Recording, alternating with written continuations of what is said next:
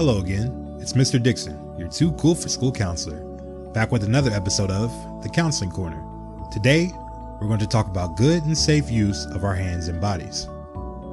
It's important that we discuss both safe and unsafe ways to use our hands and bodies in school so we can make sure not to hurt ourselves or others, and so you also stay out of trouble. There are times when you may be upset, angry, or experience emotions that are hard for you to handle. Sometimes when we feel this way, it becomes hard to control the things we do with our hands and the rest of our bodies.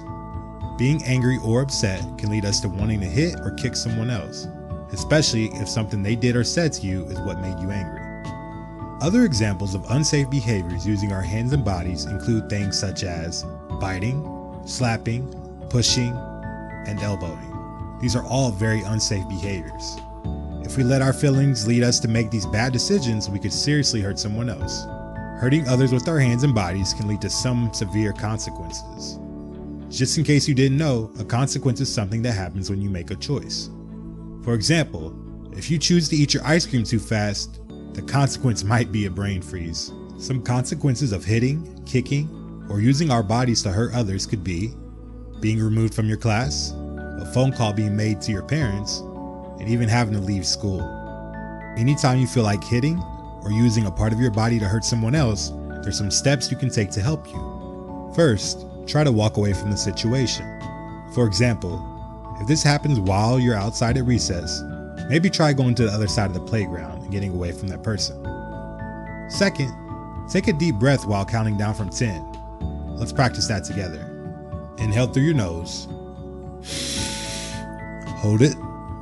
10, 9, 8, 7, 6, 5, 4, 3, 2, 1.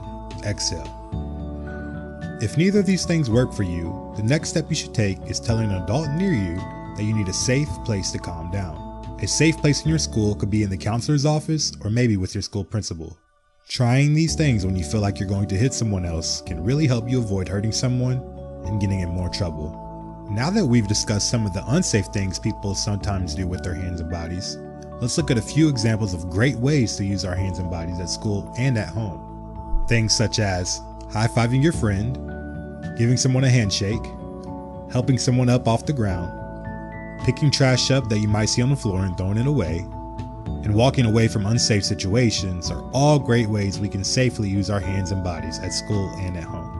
Throughout this video, you've learned about unsafe ways people sometimes use their hands and bodies, the consequences of using our hands and bodies to make unsafe choices, what to do if you feel like you're going to make an unsafe choice with your hands or body, such as walking away and telling an adult, and lastly, you learned about some safe ways you can use your hands and bodies, like giving others high fives. Remember, making safe choices with our hands and bodies is super important. Safe choices help keep us from hurting others and also keep us from facing the consequences of unsafe choices. That's all for our lesson on body safety. Until next time, remember that you're competent and capable, so always be confident. See ya!